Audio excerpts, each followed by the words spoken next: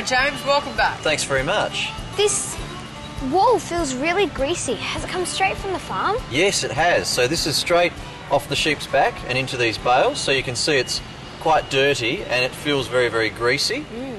So what we do now is we clean this wool in a process called scouring. So that is like washing at home in a number of different detergents. We wash this wool to get all the grease out and all the dirt out, so we have nice clean wool at the end of the process. That starts over here, so I can show you that right now. All right, sure. awesome.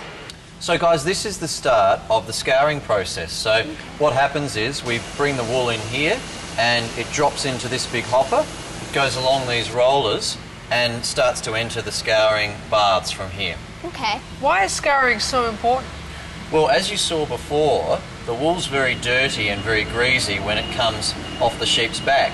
So before we can do anything else to process the wool, we need to clean it first. We wash away all the dirt, we wash all the grease away, which is called lanolin, and then we dry the wool, and so at the end of the process we have nice, clean wool that we can start to process into whatever textiles we want to make from it. All right, great.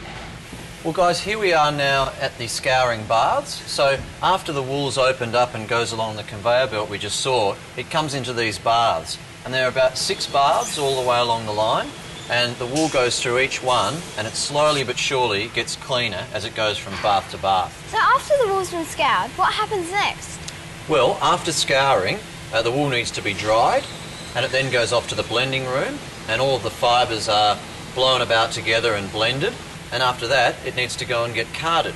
So this must be the blending room. What happens here? That's right, yes. So after the wool's been dried at the end of scouring, it comes through a big pipe into this room. The fibres get blended, so a big chute of air blasts the wool in here. It's sort of like walking through the snow when it's running, and you get a nice consistent blend of wool when you take it out of here to go to the next stage, which is carding. And it's soft and it's not oily!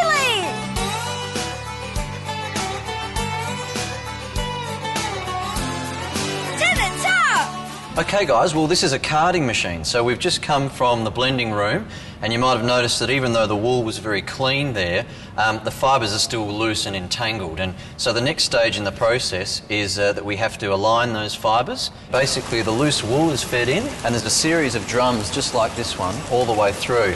And the fibre is spread onto each drum, and the drums rotate against each other, and they've got these little metal teeth on the surface. So the teeth capture all the fibres sitting on the surface as it rotates against another drum, and those fibres are aligned parallel to each other, much the same way as the teeth are set onto the drums. And can carding cause damage to the wool? Particularly weak fibres can be damaged in carding. That's a good thing because we want them out of the finished product. So we usually lose about 2% to 4% of our wool. Well, James, it's been really interesting today. Thanks for your time. It's been a pleasure. For more information, go to merino.com.